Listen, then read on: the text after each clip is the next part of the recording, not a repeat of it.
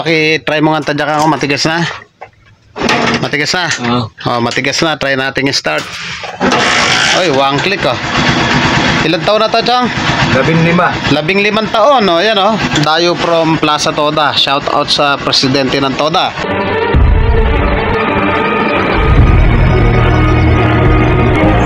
At welcome back na naman sa ating channel, Dayo from Plaza Toda.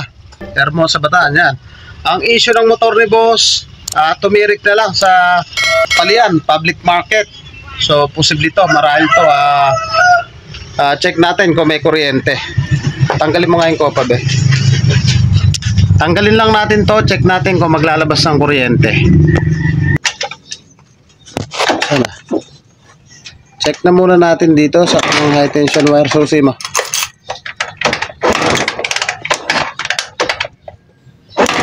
Meron. Okay, meron naman siyang kuryente. So, baklasin natin yung spark plug. Ayun.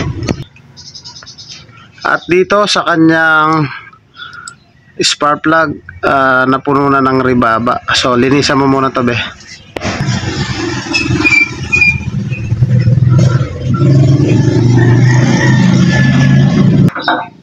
Testing mo yung kuryente.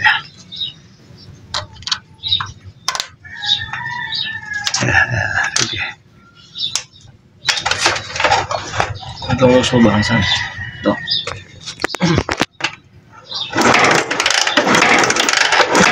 Sige, kasama.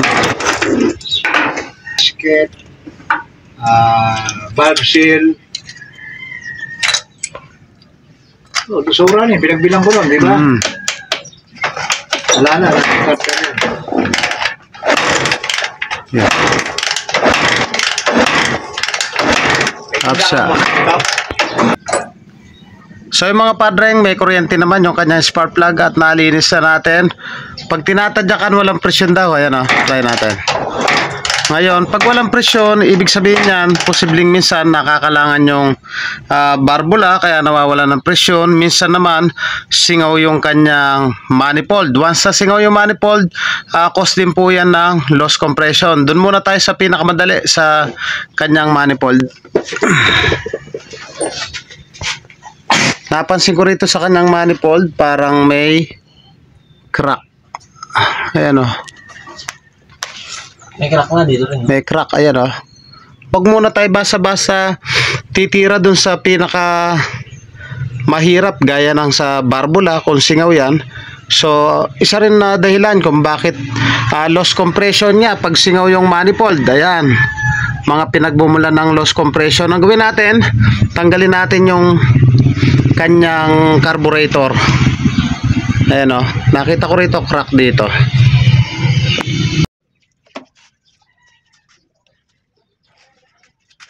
Biglang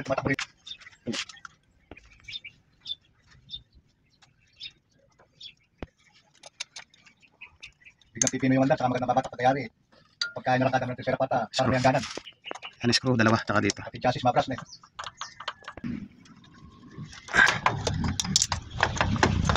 Tanggalin mo yung manifold.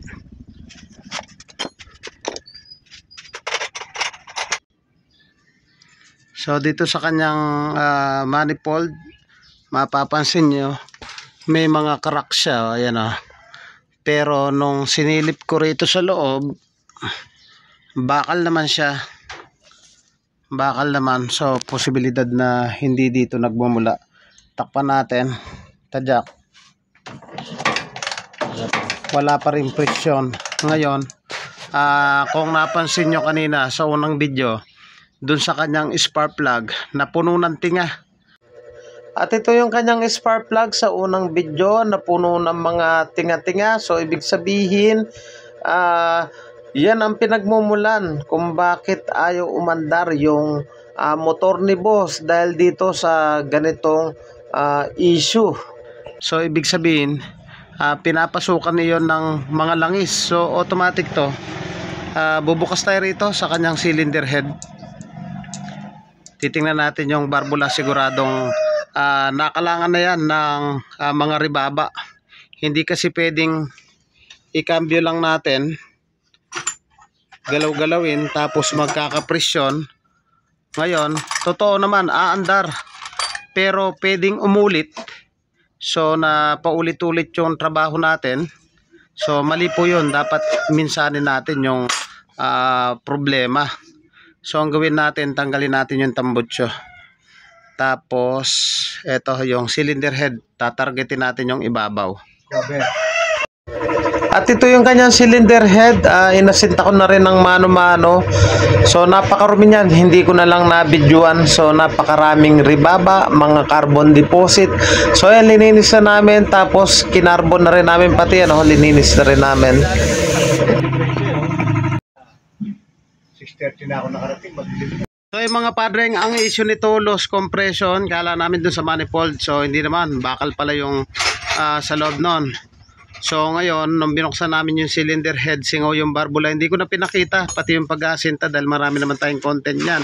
So in case na mangyari sa inyo na parang chumochope, tapos nawawala ng compression, ginagawa nila, kinakambyo nila rito, sinusulong-sulong para mawala nga naman yung kalang ng barbula. Pero syempre ayaw natin ng ulit-ulit, kailangan natin pulido, yung hindi nababalik yung customer. Nakita nyo naman, napaka-tindi ng carbon na tinanggal namin. So ayan nangagkalat pa yung mga carbon. So hindi ko na pinakita yon. So kinabit na namin yung carburetor, tapos dito sa ibabaw na tune up na rin namin. So okay na yan, mamaya papa-start na natin yan. So yung mga padreng, na-install na natin yung kanyang cylinder head. So paki-try mo nga tadyakan ko, matigas na. Matigas na. Matigas na. Try natin i-start. Oy, one click Ilan taon na to, Chong? 15. 15 taon, ayan Dayo from Plaza Toda. Shout out sa presidente ng Toda. Ayan motor ni Chong umaandar na. Kanina walang presyon, singaw pala yung barbula, napuno ng ribaba. Okay na.